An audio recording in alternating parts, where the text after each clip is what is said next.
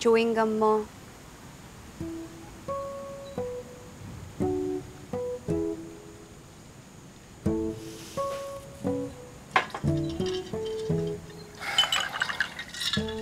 Dapat tayong beer dyan. Beer sa umaga? O bakit hindi mo i-try itong fresh orange juice na ginawa ko? Galing pa yan sa garden ni Don Fidel eh.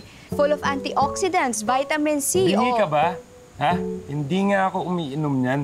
At hindi niyo po ako kailangan sigawan. Kahit kasambahay lang po ako dito, pero I don't think you have the right na para pagsalitaan ako ng ganyan or pagsigawan ako ng ganyan. Gusto niyo po ng beer? Well, wala po tayong beer dito kasi walang nagbe-beer dito. Pero pag gusto niyo talaga ng beer, edi pwede naman pumunta ako ng tindahan dun sa bayan para bilhan ko kayo ng beer. Pasensya na po kayo. Una na po ako. Iho, ano ba ang balak mo ngayong nakalaya ka na? Wala. 7 taon yung nawala sa buhay ko, Lo.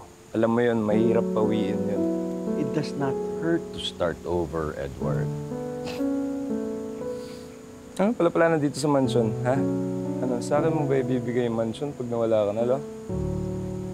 Sa tamang panahon, kapag handa ka na, mapapasayo ang lahat ng ito.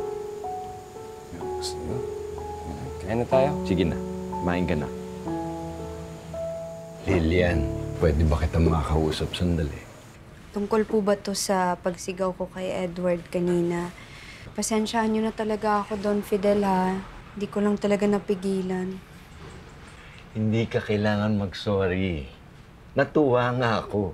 Ikaw lang ang nakapagpatahimik sa apo ko. Ang totoo, gusto ko nga ipakiusap sa'yo. Alin po? Natulungan mo ang apo kong magbago. Si Edward? Magbabago? Siya lang naman yung ayaw magbago, eh.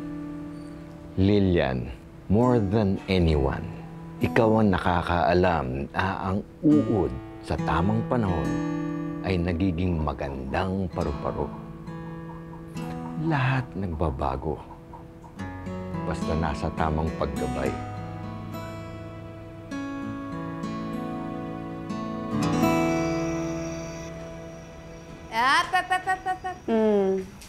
Saan ka pupunta? Ganda ng forma mo, ha, Sir Edward. Gigimik ba tayo o tatakas? Ano bang pakialam mo, ha? So kung tatakas ka man o gigimik ka, pwede mo bang sabihin sa akin kung saan pang ibang lugar na mas okay kaysa dito sa bahay ni Don Fidel? Magpagising ka na, ha? 4:00 pa lang ng umaga. Sir Edward, maaga po talaga nagsisimula yung araw ko. Lalo na't ang dami-dami ko pang gagawin dito sa mansyon. Kaya ikaw, tutulungan mo ako. Excuse me? Apo ako ng may-ari ng mansyon. Nakakalimutan mo ba yan? Sir Edward, hindi yan naalis sa isip ko. Oh, hindi pala eh. Eh di, sino nagbibigay sa'yo ng ganyan desisyon para sagutin mo ako ng ganyan? Ha? Ako, kung gusto mong umalis ulit, fine. You may go. Pero tandaan mo, the only people who genuinely care for you are here in this house. At si Lilian, inutusan ko siya para gabayan ka.